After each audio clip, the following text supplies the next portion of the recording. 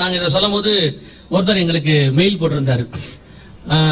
நீங்க சொல்றதுல எனக்கு உடன்பாடு இல்லைன்னு. என்ன ரீசன் கீழே போட்டிருக்காரு. அவர் சொல்றாரு, யூரோப்பியன் யூனியனுக்கு ராணுவமே கிடையாது, நீங்க என்ன அவங்க உலகத்தை ஆளுவாங்கன்னு சொல்றீங்க அப்படின்னு.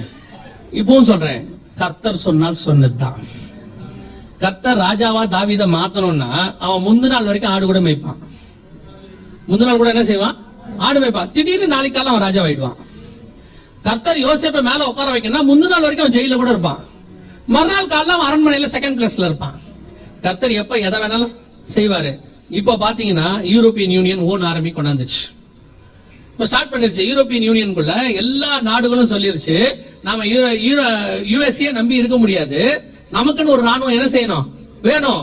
இப்ப அமெரிக்காவால ஒண்ணும் செய்ய முடியல.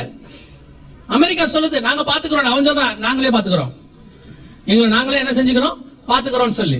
இப்ப யூரோப்பியன் யூனியன் டாப் மோஸ்ட் இடத்துக்கு வருது. உங்களுக்கு தெரிஞ்சிருக்கும் நினைக்கிறேன், ஹிஸ்டரி தெரியறவங்களுக்கு தெரியும். செகண்ட் வேர்ல்டு வார்ல அமெரிக்கா கிடையவே கிடையாது, தெரியுமா உங்களுக்கு?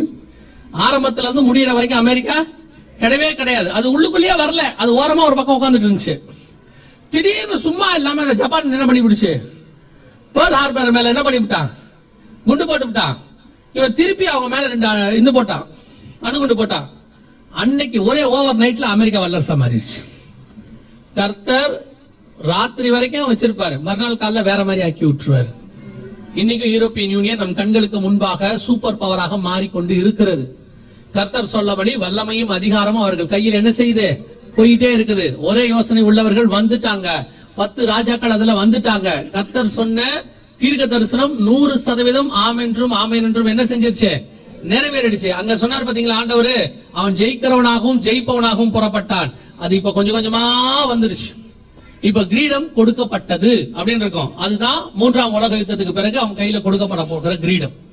அவங்க உலக வல்லரசா மாறுவாங்க. அந்த 6ஆம் அதிகாரம் 2ஆம் வசனத்துல இன்னொரு மிக முக்கியமான காரியத்தை கர்த்தர் சொல்றார். வாசிங்க பாப்போம். 6:2 வெளிப்படுத்தல். நான் பார்த்தபோது இதோ ஒரு வெள்ளை குதிரையை கண்டேன், அதன் மேல் ஏறி இருந்தவன் வில்லை பிடித்திருந்தான், அவனுக்கு ஒரு கிரீடம் கொடுக்கப்பட்டது, அவன் ஜெயிக்கிறவனாகவும் ஜெயிப்பவனாகவும் புறப்பட்டான். இப்போ அந்த இடத்துல வெள்ளை குதிரை புறப்பட்டது அப்படின்னு இருக்குது இல்லையா? வெள்ளை குதிரை புறப்பட்டது அப்படின்னு. இந்த வெள்ளை கலர் அப்படிங்கிறது உலக பிரகாரமாக ஆளுகை செய்கிறவங்களுக்கு வெள்ளை கலர் என்பது எதை குறிக்கும்? சமாதானத்தை குறிக்கும். அதுவே ஆவிக்குரிய விதத்துல வெள்ளை கலர் எதை குறிக்கும்? பரிசுத்தத்தை குறிக்கும். ஆனா இது உலக ஆளுகை செய்ய போற கவர்மெண்ட். இது புறப்படும் போது எப்படி புறப்படுமா, வெள்ளை கலர் குதிரையில தான் புறப்படும் அப்படின்னு வேதம் சொல்லுது. நம்ம தெரிஞ்சிருக்கிறபடி இது எப்படி செய்யணும், சமாதானமா தான் புறப்படணும். சரி, வசனம் இருக்குதா இதுக்கு அப்படின்னு கேட்டீங்கன்னா வாசிங்க. தானியேல் புஸ்தகம் 11ஆம் அதிகாரம் 21வது வசனத்தை வாசிங்க. தானியேல் 11:21 வாசிங்க. அவன் ஸ்தானத்தில் அவமதிக்கப்பட்டவன் ஒருவன் எழும்புவான், இவனுக்கு ராஜ்யபாரத்தின் மேன்மையை கொடாதிருப்பார்கள், ஆனாலும் இவன் சமாதானமாய் நுழைந்து இச்சகம் பேசி ராஜ்யத்தை கட்டிக்கொள்ளுவான். அதான் 6ஆம் அதிகாரம். ராஜ்யத்தை கட்டிக்கொள்ளுவான் தான் கிரீடம் கொடுக்கப்பட்டது. அவன் ஸ்தானத்திலே அவமதிக்கப்பட்டவன் ஒருவன் எழும்புவான், இவனுக்கு ராஜ்யபாரத்தின் மேன்மையை கொடாதிருப்பார்கள், இவன் சமாதானமாய் நுழைந்து வெள்ளை கலர் குதிரை நுழையும், அவன் ராஜ்யத்தை கட்டிக்கொள்வான், கிரீடம் கொடுக்கப்படும். அந்த தீர்க்க தரிசனத்தினுடைய நிறைவேறல் இங்க இருக்கு. இப்போ இது நம் கண்களுக்கு முன்பாக எப்ப நடந்துச்சு அப்படின்னு கேட்டீங்கன்னா 2012ஆம் ஆண்டு இந்த தீர்க்க தரிசனம் துல்லியமாக நடந்துச்சு. 2012ஆம் ஆண்டு சமாதானத்துக்கான நோபல் பரிசு யாருக்கு கொடுக்கப்பட்டது அப்படின்னு கேட்டீங்கன்னா யூரோப்பியன் யூனியனுக்கு கொடுக்கப்பட்டது. சவுண்ட் வருமா? வராதுல்ல? இன்னும் கொஞ்சம் சவுண்டா. Despite a year marked by one of the worst crises in decades and repeated scenes of social unrest across the continent, the European Union has been awarded the 2012 Nobel Peace Prize. The Norwegian Nobel Committee has decided that the Nobel Peace Prize for 2012 is to be awarded to the European Union. யாருக்கு கொடுக்கப்பட்டது? 2012க்கான சமாதானத்துக்கான Nobel பரிசு. இதுல என்ன மிக முக்கியமான அடையாளம் கேட்டீங்கன்னா, சமாதானத்துக்கான Nobel பரிசு எந்த நாட்டுக்கு தரமாட்டாங்க, மனுஷனுக்கு தான் தருவாங்க. அதாவது எந்த நாட்டுக்கு நடுவுல சமாதானம் பண்ணி வைக்கிற எந்த மனுஷன் பண்றானோ அவனுக்கு கொடுப்பாங்க. தலாய் லாமா கொடுத்திருக்காங்க, யாசர் அராஃபத் கொடுத்திருக்காங்க, பராக் ஒபாமாவுக்கு கொடுத்திருக்காங்க, பில் கிளின்டனுக்கு கொடுத்திருக்காங்க. சமாதானத்துக்கான நோபல் பரிசு எப்பவுமே ஏதாவது மனுஷனுக்கு தான் கொடுப்பாங்க. இதான் ஃபர்ஸ்ட் டைம் சமாதானத்துக்கான நோபல் பரிசு ஒரு நாட்டுக்கு கொடுக்கப்பட்டது. இந்த யூரோப்பியன் யூனியன் என்கிறதான நாட்டுக்கு கொடுக்கப்பட்டது. அதாவது வெள்ளை கலர் குதிரை புறப்பட்டுருச்சுன்னு அர்த்தம். இப்ப கொஞ்சம் கொஞ்சமா அவங்க என்ன செய்ய ஆரம்பிச்சாங்க, 1951 ஆரம்பிக்கும் போது இது ஆரம்பிச்சவர் வந்து வின்ஸ்டன் சர்ச்சில், இங்கிலாந்துடைய பிரதமர். அவரை கேட்டாங்க, என்ன நீங்களும் ஒரு வல்லரசு மாதிரி உலகத்தை பிடிக்கிறவங்கள ஆரம்பிச்சிட்டீங்களா, பைபிள்ல ஒரு 10 நாடுகள் சொல்லுதா, நீங்க தானான்னு கேட்ட போது அவர் சொன்ன வார்த்தை, நாங்க வியாபாரிகள், we are businessmen. அன்னைக்கு அதுக்கு பேர் யூரோப்பியன் எக்கனாமிக்கல் கமிட்டி. நாங்க இன்னைக்கு வியாபாரத்துக்காக ஒன்னா சேர்ந்திருக்கிறோம், நாங்க வேற எந்த நோக்கமும் கிடையாதுன்னாரு. ஆனால் வேதம் சொன்னபடி இப்பொழுது கடைசி வல்லரசு உருவாகி விட்டது. இதெல்லாம் ஏதோ கதை நினைச்சுக்காதீங்க, ஏறக்குறைய இதுக்கு பின்னாடி ஒரு 100 வருஷம் ஹிஸ்டரி இருக்குது. ஆண்டவர் கொஞ்சம் கொஞ்சமா கொண்டு வந்திருக்கிறார். கொண்டு வந்து ஒரு வல்லரசை தள்ளி ஒரு வல்லரசை உருவாக்கி இருக்கிறார். ராஜாக்களை தள்ளி ராஜாக்களை ஏற்படுத்துகிறவர். அந்த இதை நீங்க பார்த்திருப்பீங்கன்னு நினைக்கிறேன். நம்ம தானியேலுடைய சிலையை நீங்க பார்த்திருப்பீங்கன்னு நினைக்கிறேன். அந்த சிலையில பாத்தீங்கன்னு சொன்னா 10 நாடுகள் கூட்டமைப்பை பத்தி சொல்லும் போது அதுக்கு 10 விரல்கள் இருக்கும். இங்க இருக்கு பாருங்க, 10 விரல்கள் இருக்கும். இதுல கடைசியா பாத்தீங்கன்னா 2 காலா பிரியும். அதான் ரோம சாம்ராஜ்யம் 2ஆ பிரிஞ்சிச்சு. அதாவது ஈஸ்ட் ரோம் வெஸ்ட் ரோம்னு இயேசுக்கு பிறகு. அதற்கு பிறகு இது ரெண்டும் 10 விரல்களாக இருமும் களிமண்ணுமாக மாறும். ஆண்டவர் சொன்னபடி இப்ப அந்த 10 விரல்கள் தான் 10 நாடுகள் வந்துருச்சு. நம்ம கண்ணுக்கு முன்னாடி கடைசி வல்லரசு, வல்லமை, அதிகாரம், பணபலம், படைபலம் எல்லாத்தோடய இவங்க வந்து நிக்கிறாங்க. இப்ப ரெடியா இருக்கிறாங்க. அதான் சொல்றேன், இவங்க ரெடியா இருக்கிறாங்க. நீங்க நான் நினைக்கிறபடி, அதான் ஆரம்பத்துல ஒண்ணு சொன்ன ஞாபகம் நினைக்கிறேன், யோவான் ஸ்நானகன் இதோ ஒருவர் வருகிறார்னு சொன்னார்ல, எனக்கு பின் ஒருவர் வருகிறாருன்னு சொல்லும் போதே இயேசு எங்கதான் இருக்கிறாரு? அதே இஸ்ரவேலுக்குள்ளதான் இருக்கிறாரு.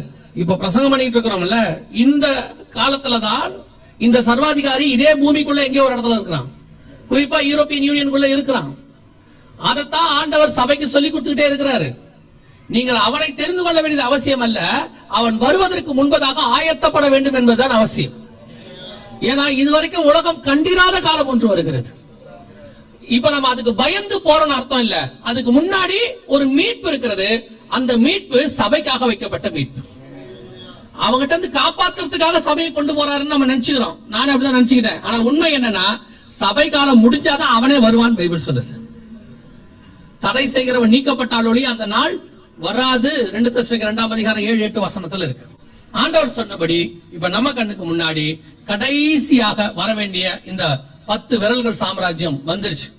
நம்ம ஏதோ இத கதை மாதிரி உங்களுக்கு சொல்றத ஏதோ கதை சொல்றோம் நினைச்சுக்காதீங்க. நாம மிக முக்கியமான கடைசியான சாம்ராஜ்யத்தில் நின்று கொண்டிருக்கிறோம். நேபுகாத்நேச்சாருக்கு வெளிப்படுத்தப்பட்டதான ஒவ்வொரு காரியத்திலையும், பாபிலோன்ல வெளிப்படுத்தப்பட்டதான ஒவ்வொரு காரியமும் அப்படியே நேபுகாத்நேச்சார்ல இருந்து இன்னி வரைக்கும் நடந்திருக்குது. கரெக்டா 10 விரல்கள் வந்து நின்றுச்சு. ஒரு பெரிய ஆச்சரியம் என்ன அப்படின்னு கேட்டீங்கன்னு சொன்னா, ஒரு காரியம் இருக்கு, அதை நான் சொல்லிட்டு முடிக்கிறேன், கவனிங்க. வெளிப்படுத்தல் 17:5 வாசிங்க பார்ப்போம். வெளிப்படுத்தல் 17:5. மேலும் ரகசியம் மகா பாபிலோன் வேசிகளுக்கும் பூமியில் உள்ள அருவருப்புகளுக்கும் தாய் என்னும் நாமம் அவள் நெற்றியில் எழுதியிருந்தது. இங்க இந்த ராஜ்யத்தை பத்தி சொல்லும் போது, இப்ப நீங்க இந்த சிலையை பாக்குறீங்க இல்லையா, இந்த இடத்துல ஒரு சிலை பாக்குறீங்கல்ல, இந்த சிலையினுடைய தலை யாருன்னு பாத்தீங்கன்னா பாபிலோன். ஏன்னா 2ஆம் அதிகாரம் தானியேல்ல அவர் சொல்றாரு, அந்த பசும்பொன்னாகிய தலை நீரே. சோ இந்த முழு உடம்புக்கும் கட்டளை எங்க இருந்தா வரணும்? தலைதான் வரணும். தலை இல்லாட்டி எதுவுமே இல்ல. சோ இந்த முழு சாம்ராஜ்யத்துக்கும் மூலமா எது இருக்கும்? மூளை பாபிலோன்ல இருக்கும். அதத்தான் வெளிப்படுத்தல் 17:5 சொல்லுது. மேலும் ரகசியம் மகா பாபிலோன், கடைசி சாம்ராஜ்யம் வரும். ஆனா அது உள்ள ஒரு ரகசியம் இருக்கும். அது என்னன்னா மகா பாபிலோன் உள்ள இருக்கும். இது வந்து பைபிள் 2000 வருஷத்துக்கு முன்னாடி சொன்னது. இன்னைக்கு யூரோப்பியன் யூனியன் அவங்களோட ஹெட் குவார்டர்ஸ் கட்டி இருக்கிறாங்க. அந்த ஹெட் குவார்டர்ஸ் எங்க இருக்குன்னு கேட்டீங்கன்னா ஸ்ட்ராஸ்பர்க்ல இருக்கு. ஸ்ட்ராஸ்பர்க் தான் ஹெட் குவார்டர்ஸ் வச்சிருக்காங்க. அங்கதான் அவங்க வந்து எல்லா நாட்டுக்கும் ஒரு ஹெட் குவார்டர்ஸ் மாதிரி வச்சிருக்காங்க. ஸ்ட்ராஸ்பர்க் எங்க இருக்குன்னு கேட்டீங்கன்னா பெல்ஜியத்துக்கும் பிரான்ஸுக்கும் நடுவில் ஃப்ரான்டியர்ல இருக்கும். நீங்க அங்க போனா பார்க்க முடியும். ஆனா என்ன ஆச்சரியம் கேட்டீங்கன்னா, அவங்களுடைய ஹெட் குவார்டர்ஸ கட்டியிருக்கும் போது அதுக்கு ஒரு ஹெட் குவார்டர்ஸ் உடைய அமைப்பு என்னவா இருக்குன்னு கேட்டீங்கன்னா, பாபேல் கோபுரத்தின் வடிவிலேயே கட்டிருக்கிறாங்க. பாபேல் டவர் எப்படி இருக்கும்னு சொல்லி ஒரு பெயிண்டிங்ஸ் நம்ம பாக்குறோமோ அந்த அமைப்பிலேயே இந்த ஹெட் குவார்டர்ஸ் கட்டி வச்சிருக்கிறாங்க. ஒரு இதோடைய ஸ்போக்ஸ்மேன் சொல்லுவாங்க, நம்ம ஊர்ல சபாநாயகர்பாங்க, அவர்கிட்ட கேக்குறாங்க, இது பாபிலோன் மாதிரி இருக்குதுன்னு சொல்றாங்களே, நீங்க பாபேல் டவர் தான் கட்டினீங்களா அப்படின்னு உடனே அவர் சொல்றாரு, நாங்க அப்படி பிளான் பண்ணி கட்டல, அப்படி கட்டி இருந்தாலும் தவறல்ல, இதுல என்ன தப்பு இருக்குது, நாங்க பாபேல் கோபுரம் மாதிரி வைக்கிறதுல என்ன தப்பு இருக்குது அப்படின்னு அவர் சொல்றாரு. இது ஒண்ண மட்டும் வச்சுக்கிட்டு அவங்க பாபேல் கோபுரம் அப்படின்னு நம்ம சொல்லல, இதுக்கு பின்னாடி பாபேல் இருக்குது அப்படின்னு சொல்லல. இது அவங்களுடைய செமினாருக்கு போட்ட போஸ்டர். இது அவங்க செமினாருக்கு அவங்க வெளியிட்ட போஸ்டர். இப்ப நம்ம மீட்டிங்ஸ்க்குலாம் போஸ்டர் போடுறோம் இல்லையா, அந்த மாதிரி அவங்க செமினாருக்கு போட்ட போஸ்டர். அந்த போஸ்டர்லயே அவங்க என்ன வச்சிருக்காங்கன்னா, நாங்கள் பாபேல் கோபுரத்தை தான் அவங்களோட தீமா வச்சிருக்காங்க. இது அவங்க போட்ட போஸ்டர் 2012. இதான் தீம். இதுல அவங்க என்ன சொல்ல வராங்க பாருங்களேன், கீழே இருக்கிறத படிச்சீங்கன்னா கரெக்டா இருக்கும். என்ன சொல்ல வராங்க, யூரோப் மெனி டங்ஸ். அவங்க என்ன சொல்ல வராங்கன்னா, பாபேல் கோபுரத்துல நிறைய நாவுகள் இருந்தது, ஆனா அத்தனை பேரும் ஒரு பாஷையை பேசினார்கள் இல்லையா, எல்லாரும் ஒரே பாஷை தானே பேசினாங்க. இவங்க என்ன சொல்ல வராங்கன்னா, யூரோப் மெனி டங்ஸ். டங்ஸ்னா பாஷைகள். நம்ம சொல்றோம்ல டங்ஸ் பேசுறாரு அப்படின்னா பாஷைகள். நாங்க பல பாஷைகள் பேசினாலும் அடுத்து என்ன சொல்லுது, ஒன் வாய்ஸ், ஒரே சத்தத்தை உயர்த்துகிறோம், ஒன்னஸ்ங்கிறாரு. எங்களுக்குள்ள பல பிரிவினைகள் இருந்தாலும் பல பாஷைகள் பேசினாலும் நாங்கள் எப்படிப்பட்டவர்களா இருக்கிறோம், ஒரே நோக்கம், ஒன் வாய்ஸ். இதைத்தான் வெளிப்படுத்தல் 17:13 சொல்லுது, இவர்கள் ஒரே யோசனை உள்ளவர்கள். இது ஏதோ இன்னைக்கு உள்ள போஸ்டர் பார்த்து எழுதின வசனம் நினைச்சுக்காதீங்க. 2000 வருஷத்துக்கு முன்னாடி பத்மு தீவுல யோவானுக்கு வெளிப்படுத்தினது. நாம ஏதோ கொஞ்சம் படிச்சுட்டு ஒரு டிகிரியை முடிச்சுட்டு இப்படி சொல்ற விஷயத்தெல்லாம் அலட்சியம். நான் சில ஆட்களை பாக்குறேன், உங்க சபையிலையும் பாக்குறேன், சில ஆட்களை பாக்குறேன், சும்மா பாக்குற வேலையில உள்ள மேன்மை, கிடைக்கிற சம்பாதித்துல உள்ள மேன்மையை வச்சுக்கிட்டு எதையாவது சொல்லும் போது அப்படி அலட்சியமா பாக்குறது. அதாவது என்னன்னு கேட்டா, பைபிள்ல உள்ள காரியத்தை சொன்ன பழமை. அந்த காலத்துல ஏதோ சொல்லி இருக்குது, இவர் பெரிய அறிவு பொத்துக்கிட்டு கொட்டுது இவருக்கு. இதுக்கு இருக்கிறதே குருவி மூளை, அதுல யூஸ் பண்றதே 6% தானம்மா. அவங்க சொல்றாங்க 6 to 10% தான் நம்ம என்ன செய்யறோமா மூளையில யூஸ் பண்றோமா, மிச்சத்தெல்லாம் யூஸ் பண்றதே இல்லையாமா. சிலர் புதுசாவே வச்சிருக்கான், அவனை விட்டுருங்க. ஒரு சிலர் 6ல இருந்து 12% யூஸ் பண்றாங்களா. இந்த 6ல இருந்து 12% யூஸ் பண்றதுலயே இவங்களுக்கு அவ்வளவு பெருமை. அதெல்லாம் நடக்காதுங்க. எது பைபிள்ல சொன்னது. இவர் யாரு, ஆண்டவருக்கு ஆலோசனை கொடுக்கிறவர். இவரு அன்னைக்கு ஒருத்தர் சொன்னாரு, ஆண்டவருக்கு ஆலோசனை கொடுக்கிறதுக்கு பரலோகத்துல ஒரு ஆலோசனை கமிட்டி இருக்குதான். வசனம் சொல்லுது, அவருக்கு ஆலோசனை சொல்லுகிறவன் யார், அவரே அதிசயமான ஆலோசனை கர்த்தர். புதுசு புதுசா சொல்றாங்க. இதுல அந்த கமிட்டில இருக்கிற குரூப் இங்க இருக்குது. உட்கார்ந்துட்டு சும்மா அவர் பார்க்கும்போது பாருங்க, சில ஆட்கள் அதான் சொல்லுவேன், அப்பேற்பட்ட தேவனே இறங்கி வந்து தாழ்மையா காலை கழுவிட்டாராமா. சர்வ வல்லமையுள்ள தேவனே கீழே வந்து காலை கழுவிட்டாராமா. இது ஒரு டிகிரியை படிச்சுட்டு பார்வையை பார்க்கணுமே. நடக்கும்போது நடையில ஆண்டவர் பார்த்துட்டே இருப்பாரு. ஆனா ஆண்டவருக்கு என்ன தெரியுமா, சிரிப்பாரு. ஒரு டிகிரி முடிச்சது 6 ஆட்டத்தை பாரு அப்படின்னு நினைச்சுப்பாரு ஆண்டவர். அப்பேற்பட்ட ஞானவான்கள்லாம் அத்தனை பேர்லாம் கர்த்தருக்கு முன்பாக முகங்குப்புற கீழே விழுந்துட்டான். எகிப்தின் கலைகளில் வல்லவனான, வாக்கில் வல்லவனான அவனே திக்குவாயி மந்தனாவன்ட்டான். இதுக்கு தொடர்ச்சியா பேசவே வராது நமக்கெல்லாம். நம்ம பேசுற பேச்ச பார்க்கணுமே. நம்ம என்ன பெருமை கவனிச்சு கொள்ளுங்க. இந்த வேதத்தில் உள்ள எழுத்தாகிலும் எழுத்தின் உறுப்பாகிலும் ஒழிஞ்சு போகாது. 100% ஆமென்றும் ஆமென் என்றும் நடக்கும். நீங்க இன்னைக்கு படிக்கிற படிப்பு இத ஒரு 50 வருஷத்துக்கு முன்னாடி இல்ல, 50 வருஷத்துக்கு முன்னாடி இந்த படிப்பு அதுக்கு முன்னாடி இல்ல. ஒவ்வொரு காலகட்டத்திலும் இந்த படிப்பை சொல்லிக்கிட்டே வருவான். ஒரு காலத்துல BA இங்கிலீஷ் படிச்சா, ஆங்கிலேயர்கள் காலத்துல பயங்கர வேலைன்னு சொல்லிட்டு இங்கிலீஷ் படிச்சாங்க. அப்புறம் சுதந்திரத்துக்கு அப்புறம் கொஞ்ச காலம் எல்லாரும் டிகிரி படிச்சாங்க, அதாவது BA BCom. அப்புறம் எல்லாம் இன்ஜினியர் சிவில் இன்ஜினியர், அப்புறம் மெக்கானிக்கல், அப்புறம் IT. இப்ப AI காலகட்டம் வர வர என்ன செய்யுது, மாறிட்டே இருக்குது. அன்னைக்கு ஒரு AI டெக்னாலஜி உள்ள ஒரு இன்ஜினியர் ஒருத்தர் பேசிட்டு இருந்தாரு என் கூட. எப்படி இருக்குன்னு, அண்ணே முடியலன்னு. ஏன் என்ன, முந்தியெல்லாம் படிச்சா வேலை கிடைக்கணும், இப்ப படிச்சுக்கிட்டே இருக்கணும்ன்றார். ஏன்னா இன்னைக்குள்ள டெக்னாலஜி நாளைக்கு என்ன ஆயிடுது, அப்டேட்டட் ஆயிடுது, படிச்சுக்கிட்டே இருக்கணும்னு அப்படிங்கிறார். படிப்பு நான் குறையா சொல்லல, ஆனால் அது உங்களை பரலோகத்துக்கு கொண்டு போகிறதான டூல் கிடையாது. அது இங்க சர்வைவல் பண்றதுக்கான நாம வச்சிருக்கிற ஒரு டூல். மேபி படிப்பு வரலனாலும் கவலைப்படாதீங்க, எப்படி காப்பாத்தி விட்டுருவாரு. அழைத்தவர் உங்களுடைய டிகிரியை நம்பி உங்களை அழைக்கல, அவரை நம்பி தான் நம்மளை அனுப்பிச்சு வச்சிருக்கிறார். நம்ம தான் டிகிரியை நம்பி வாழ்க்கையை மாத்திட்டோம். நம்முடைய காலங்கள் டிகிரியிலே வரையப்பட்டிருக்கிறது. ஆனா என்னை பொறுத்த வரைக்கும் நம்முடைய காலங்கள் அவருடைய கரத்தில் வரையப்பட்டிருக்கு. பல நேரங்கள்ல குறையா சொல்ல, தப்பா எடுத்துக்காதீங்க, பல நேரங்கள்ல நம்மளை விட படிச்சவன் எத்தனையோ பேருக்கு இந்த மாதிரி ஆப்பர்ச்சுனிட்டி கிடைக்காம கஷ்டப்பட்டு இருக்காங்க. நமக்கு அந்த ஆப்பர்ச்சுனிட்டியை ஆண்டவர் ஒருவேளை அவங்களோட குவாலிபிகேஷன் கம்மியா இருந்தாலும் கொண்டு உட்கார வச்சுட்டாரு தானே, ஆடு மேய்க்கிறவன ராஜாவா மாத்திட்டாரு தானே. பல நேரத்துல நமக்கு கீழே வேலை செய்யறவன் நம்மளோட நிறைய படிச்சவனா இருப்பான். அவன் நம்மள என்னைக்காவது நீங்க என்ன படிச்சீங்கன்னு கேட்டான செத்தோம், அவன் கேட்காத வரைக்கும் சோத்துறோம் இல்லையா. சிலர் என்ன கேட்பாங்க, இதெல்லாம் இவ்வளவு எடுக்கிறீங்க, நீங்க என்ன படிச்சீங்க, ராங் கொஸ்டின். நீங்க என்ன சொல்றோமோ அதை மட்டும் கேட்டுங்க, என்ன படிச்சவங்க என்ன செஞ்சிடக்கூடாது, கேட்டக்கூடாது. எதுக்கு சொல்றேன், வேதத்தில் உள்ளதான வசனங்களை ஒவ்வொன்றும் எழுத்துப்பூர்வமாய் அப்படியே 100% நிறைவேறிட்டு. இந்த காலத்துல பாபேல் கோபுரம் கட்ட முடியுமா? யாராவது பாபேல் கோபுரம் பாருங்க, இது பண்ண வரல கிறிஸ்டியன் கண்ட்ரிஸ். இதுல இருக்கிற 29 நாடு நம்ம சொல்றோமே, பெரும்பான்மையான நாடுகள் என்ன நாடு, கிறிஸ்டியன் கண்ட்ரிஸ். இவனுக்கு பாபேல் கோபுரத்தை பத்தி தெரியுமா தெரியாதா? தெரியும் தானே. ஆனால் கர்த்தர் சொன்னபடியே வந்துட்டான் பாருங்க. அதுதான் சொல்றேன், கர்த்தர் சொன்னார்னா அதுல ஒன்று கூட தவறி போகவே போகாது. ஒரே ஒரு காரியத்தை நான் சொல்லிட்டு முடிக்கிறேன். எவ்வளவு நம்முடைய வேதம் எவ்வளவு பெர்ஃபெக்ட்ங்கிறதுக்கான ஒரு காரியத்தை நான் சொல்லிட்டு முடிக்கிறேன். அதே வெளிப்படுத்தல் 17ஆம் அதிகாரத்துல 3வது வசனம் சொல்லுது, ஆவிக்குள்ள என்னை வனாந்தரத்துக்கு கொண்டு போனார், 7 தலைகளையும் 10 கொம்புகளை உடையதும் தூஷணமான நாமங்களால் நிறைந்ததுமான சிவப்பு நிறமுள்ள மிருகத்தின் மேல் ஒரு ஸ்திரீ ஏறி இருக்க கண்டேன். அந்த ஸ்திரீயை பார்த்து 5வது வசனம் சொல்லுது, 4-5 வசனத்துல யோவான் சொல்றாரு, அந்த ஸ்திரீயை குறித்து நான் ஆச்சரியப்பட்டேன் அப்படிங்கிறார். 4வது வசனம் நினைக்கிறேன். அதுல அவர் சொல்றாரு, அந்த ஸ்திரீயை பார்த்து அவர் என்ன செய்யறாரு, அவர் ஆட்டுக்குட்டியின் ரத்தத்தினாலும் 6 வாசிங்க, அந்த ஸ்திரீ பரிசுத்தவான்களின் இரத்தத்தினாலும் இயேசுவினுடைய சாட்சிகளின் இரத்தத்தினாலும் வெறி கொண்டிருக்கிறதை கண்டேன். அவளை கண்டு நான் மிகவும் ஆச்சரியப்பட்டேன். அதான் அவர் பாக்குறாரு. அதுக்கு பின்னாடி அந்த ஆச்சரியம்ன்றதுக்கு பின்னாடி நிறைய இருக்குது. இப்ப நம்ம அதுக்குள்ள போக முடியாது. ஆனா ஒண்ணு, அவர் பார்த்த தரிசனம் ஒரு ஸ்திரீ மிருகத்தின் மேல் ஏறி இருக்க கண்டேன். எங்க பாக்குறாரு, மகா பாபிலோனுக்கு முன்னாடி பாக்குறாரு. இப்ப யூரோப்பியன் யூனியனுக்கான தன்னுடைய சிம்பலாக என்ன வச்சிருக்கான் பாருங்க, இதுதான் அவனுடைய சிம்பல்.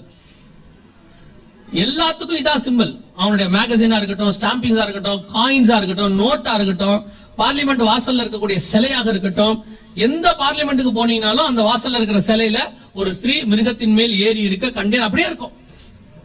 ஆண்டவர் சொன்னபடியே எந்த பார்லிமெண்ட்டுக்கு போனாலும் 29 நாட்டுக்குள்ள நீங்க எங்க போனாலும் அந்த பார்லிமெண்ட் வாசல்ல இப்படி ஒரு சிலை இருக்கும், வச்சிருப்பான். இது எங்க இருக்குது, வெளிப்படுத்தல் இருக்கு. ஒரு ஸ்திரீ ஏறி இருக்க கண்டேன். ஏன் இந்த சிலை வச்சிருக்கான், அங்க இருக்கிறவனுக்கே தெரியாது. 99% அங்க இருக்கிறவங்களுக்கே தெரியாது. கேட்டா சொல்லுவான் அது ஐரோப்பா, அவ்வளவுதான். யூரோப்பா என்றாலே ஒரு ஸ்திரீ மிருகத்து மேல் ஏறி உட்கார்ந்து இருக்கிறதா அடையாளமா வரும். கூகுள்ல போய் நீங்க பண்ணி பாருங்க. நீங்க தான் எதுக்கத்தாலும் கூகுள்ங்களே, பைபிளையே கூகுள்ல சொன்னதான் நம்புவீங்க நீங்க, இல்லைன்னா நம்ப மாட்டீங்க தானே. பைபிள்ல உள்ள 4 வசனத்தை கூகுள்ல எடுத்துட்டாங்க. ஒரு ஒரு ஒரு ஒரு என்ன சொல்றது, ஒரு டிரான்ஸ்லேஷன்ல எடுத்துட்டாங்க, ஒரு எடிஷன்ல. இப்ப இவன் கூகுள நம்புறான், பைபிளை நம்ப மாட்டேங்கிறான். ஏதோ ஒரு காரணம் இருக்கும், இல்லாம எடுத்துருக்க மாட்டாங்கிறான். ஐஎஸ்விலயோ என்ன பண்ணிட்டாங்கன்னா சில வருஷம் எடுத்துட்டாங்க. ஓல்டு வெர்ஷன்ல இருக்கு. கேட்டா சொல்றான் அதுக்கு ஒரு ரீசன் இருக்கும், அதனாலதான் எடுத்திருப்பாங்கன்றான். அப்ப அவன் கூகுள வச்சுதான் எதை பண்றான், பைபிளையே அவன் நம்புறான். அதான் இப்ப நடந்துகிட்டு இருக்குது. அதனால இப்ப நீங்க கூகுள் பண்ணி பாருங்க, யூரோப்பான்னு போட்டீங்கனாலே ஒரு ஸ்திரீ மிருகத்தின் மேல் ஏறி உட்கார்ந்து இருக்கிறதா வருது. 2000 வருஷத்துக்கு முன்னாடி கர்த்தர் சொன்ன தீர்க்க தரிசனங்கள் அத்தனையும் துல்லியமாய் நம் கண்களுக்கு முன்பாக நிறைவேறி விட்டது. லாஸ்ட் கவர்மெண்ட் புறப்பட்டுருச்சு. திருப்பியும் சொல்றேன், நேபுகாத்நேச்சார் வருவான் என்று எரேமியா சொன்னது போல உங்களுக்கு சொல்லுகிறோம். கவர்மெண்ட் வருது. இந்த வார் ஸ்டார்ட் ஆயிடுச்சு. இஸ்ரேல் வார் நேத்து நம்ம பார்த்தோம். இந்த வாருடைய முடிவில் அடுத்த வல்லரசாக யூரோப்பியன் யூனியன் வந்து உட்காரும். ஒவ்வொன்னையும் கதை கேட்கிற மாதிரி கேட்காதீங்க. 20 வருஷமா சில விஷயங்கள்லாம் சொல்றோம். வரும்போது கூட வினோபுரத்தை அதான் சொல்லிட்டே வந்தேன். சில விஷயங்கள்லாம் சொல்றது அப்படியே துல்லியமா என்ன செய்யுது, நம்ம ப்ராபசி சொல்ல திருப்பி சொல்றேன், நாங்க இல்ல பைபிள்ல உள்ளதை சொல்றேன். பைபிள்ல உள்ள வசனங்கள் அப்படியே என்ன செய்யுது, நடக்குது. ஜனங்களுக்கு அந்த பைபிள்ல உள்ள வசனம் நடக்கும் போது ஐயோ நடக்குதுங்கிற உணர்வு வரவே மாட்டேங்குது. வெறும் இன்ஃபர்மேஷனா ஒரு நியூஸா கடந்து போய் விடுகிறீர்கள். பிப்ளிக்கல் ப்ராபசி கண்ணுக்கு முன்னாடி நடக்குது அப்படி நம்ம தோண மாதிரி யோசிச்சு பாருங்க. ஒரு 1900 வருஷம் இந்த பூமியில இல்லாத ஒரு இஸ்ரேல் ஒரு நாடு வந்துருச்சா, அதுவே எவ்வளவு பெரிய ப்ராபசி. 1900 வருஷம் அவன் இல்ல, வந்துட்டான். வந்த 70 வருஷத்துக்குள்ள எத்தனை % தீர்க்கதரிசனம் நிறைவேறிடுச்சு பாருங்க. எருசலேம் வந்துருச்சு, தேவாலயம் கட்ட போறாங்க. நீங்க யோசிச்சு பாருங்க, எத்தனையோ மதங்கள் பலி கொடுக்கறாங்க. எவ்வளவோ மதங்கள் பலி கொடுக்குது. எல்லா மதங்களும் இத்தனை வருஷமா பலி கொடுக்குது, 1000 வருஷமா. ஆனா அவன் ஒரு சிவப்பு கிடாரிய பலி கொடுக்கறாங்கிறது எவ்வளவு பெருசாச்சு? மத்த எந்த மதக்காரங்க பலி கொடுக்கறது பெருசாச்சா? ஏன் ஆகுது? இத்தனைக்கு ஒரு 3% மக்கள் தான் அவன் உலகத்துல. ஏன் அவன் சிவப்பு கிடாரிக்கு மட்டும் இவ்வளவு இம்பார்ட்டன்ஸ்? எத்தனை மதங்கள் எத்தனை பலி கொடுக்கறாங்க, எத்தனை மிருகங்கள் கொடுக்கறாங்க. அவங்க வசதிக்கு ஏத்த மாதிரி கோழியில ஆரம்பிச்சு எல்லாம் கொடுக்கறாங்க. ஆனா எதுவுமே இந்த அளவுக்கு ஏன் ஆகல? புரோபகண்டாவே ஆகல பாருங்க. காரணம் என்ன? கர்த்தர் சொன்ன தீர்க்க தரிசன வசனம் அதுக்கு பின்னாடி இருக்கிறதுனாலதான் கர்த்தர் அதை உலகம் முழுவதும் தெரியப்படுத்துகிறார். இதை நாம புரிஞ்சுக்க வேண்டாமா? கடைசி காலத்தில் ஜனங்களுக்கு இருக்கக்கூடிய மிக முக்கியமான விஷயத்துல ஒண்ணு என்ன தெரியுமா? நிர்விசானம், உணர்வில்லாத இருதயம்னு பைபிள் சொல்லுது. மத்த 24, 37, 38 ஆண்டவர் சொல்லும் போது உணர்வில்லாத இருதயம் இருக்குமா? இப்ப சபைக்கு அதான் நிலைமை. ஒவ்வொரு ப்ராபசியா நடக்குது கண்ணுக்கு முன்னாடி. இஸ்ரவேல் வந்துச்சு, நீங்க 1948ல இருந்து எடுத்துக்கோங்க, இந்த 2024 இந்த 76 வருஷத்துல எவ்வளவு ப்ராபசி. அதுக்கு முன்னாடி தான் விட்டுருங்க.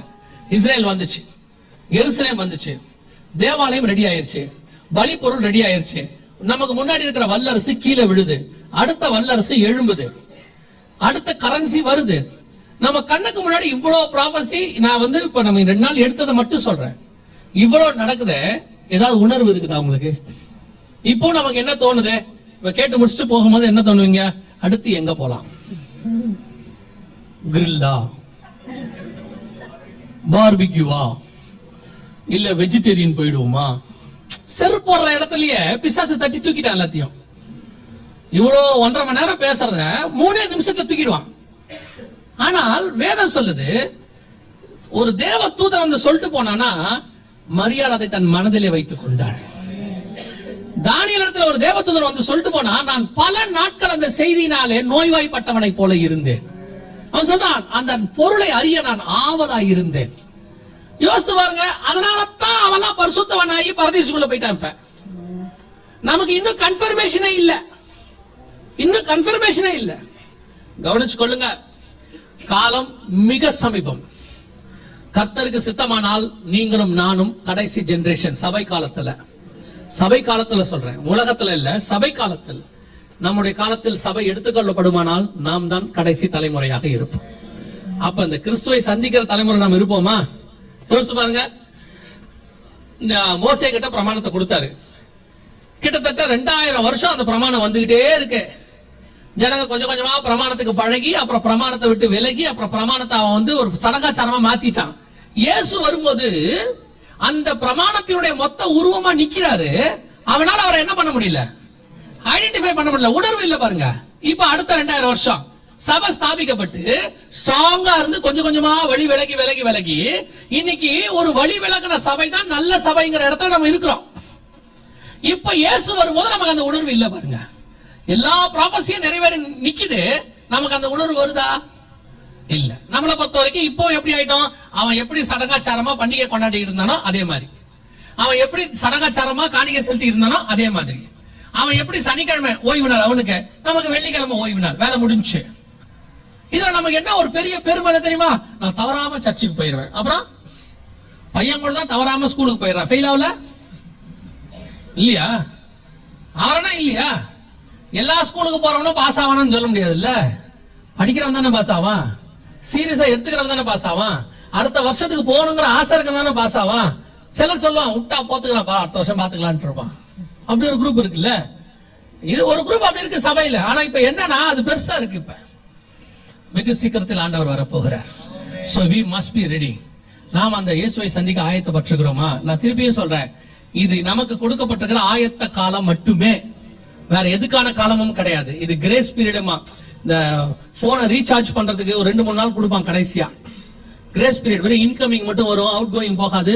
ரீசார்ஜ் பண்ணிக்கோங்க அப்படிம்பான்ல, அந்த இன்கமிங் மட்டும் வந்துட்டு இருக்கிற காலம் மாதிரி இது. இதுல ஆயத்தப்பட்டுட்டா நல்லது இல்லையா? நான் எப்போ சொல்றதுதான், உங்கள் ரத்த பழிக்கு நான் நீங்களா இருக்கிறேன்.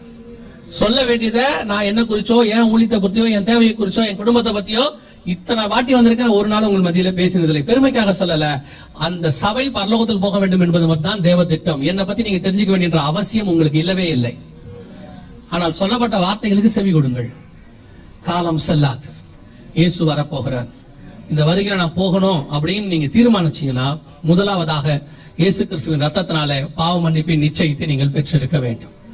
இயேசு என் பாவத்தை மன்னிச்சாருங்கிற நிச்சயம் இருக்கணும். சிலர் சொல்லுவாங்க, நாங்கெல்லாம் எத்தனை தலைமுறை கிறிஸ்டின் தெரியுமா? சிலருக்கு இன்னும் கொஞ்சம் இருக்கு. தப்பா எடுத்துக்காதீங்க, எடுத்துக்கிட்டாலும் ஒன்றும் பிரச்சனை இல்லை. இப்ப என்ன பண்ண போறீங்க? என்ன மிஞ்சி போனா என்ன பண்ணுவீங்க? அடுத்த வாட்டி கூப்பிடாதீங்கன்னு சொல்ல போறீங்க, அதானே? அதுக்குள்ள வருகை வந்துடாதீங்க. சிலருக்கு என்ன இருக்கு தெரியுமா? இந்த சபை பெருமைன்னு ஒண்ணு இருக்கு. என்ன பெருமை? சபை, அந்த சபையில இருந்தா பரலோகத்துக்கு போயிடலான்னு அவன் நினைச்சிட்டு இருக்கான்.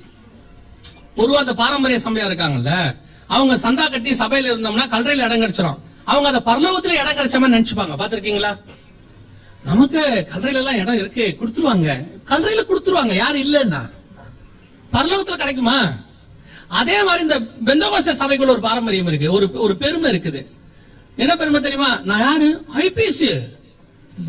ஐபிசினா பரலோகத்துக்குள்ள ஃபர்ஸ்ட் கைப்பிடிச்சு கொண்டு விட்டுருவாங்களா அவங்கள? வாங்க ரைட்ல வாங்க, பார்க்கிங் உங்களுக்கு அங்க வச்சிருக்கோம். ஐபிசி எல்லாம் ரைட்ல வா, ஐபிஏ லெஃப்ட்ல வா. நீங்க நாங்க கிருபாசனம் பக்கத்துல வந்து உட்காருங்க. சிங்காசனம் பக்கத்துல உட்காரத்துக்கு தான் கிருபாசனம். நீங்க சிபிஎம் தூரமாவே உட்காருங்க, நல்ல கேள்வி கேட்பீங்க. அப்படியா சொல்ல போறாங்க? அதுல சிலருக்கு பெருமை இருக்கு. நான் அந்த சர்ச்சு பேசும்போதே நான் கிருபாசனம் அப்படின்னாரு ஒருத்தர் அன்னைக்கு. நான் கேட்டேன், பேரா உங்க பேரான்னு கேட்டேன். இல்ல நான் சர்ச்சு. எந்த சர்ச்சும் பரலோகத்துக்கு போகாது. நாம் தான் சபை, நாம தான் பரலோகத்துக்கு போக போறோம். எல்லாருக்கும் சபை தேவை, சபை கூடி வருவதில் விட்டு விடாதிருங்கள். ஆனா பெருமை இருக்குல்ல, சில ஆளுக்கு இந்த படிப்பு பெருமை, சில ஆட்களுக்கு வந்து இந்த பண பெருமை, சில ஆட்களுக்கு வந்து இந்த ஜாதி பெருமை மாதிரி, சில ஆட்களுக்கு பெந்தகோஸ்தேக்காரங்களுக்கு சபை பெருமை இருக்குது. நான் யார் தெரியுமா? நாங்கெல்லாம் 3 தலைமுறை 4 தலைமுறை, அந்த 3 தலைமுறை வந்துரும். ஏன்னா ஒழுங்கா இருந்துட்டு போயிட்டாங்க. நீங்க வருவீங்களான்னு மட்டும் பாருங்க. நீங்க வருவீங்களான்னு பாருங்க. உங்க தாத்தா ஊழியக்காரா இருக்காருன்னு உங்களுக்கு என்ன அங்க போய் ரெக்கமெண்டேஷன் கொடுக்க போறாங்களா?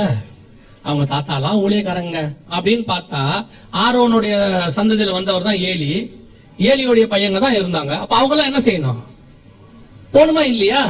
அப்ப தாவீதோடைய பையன் தான் அப்சலோம், போணுமா இல்லையா?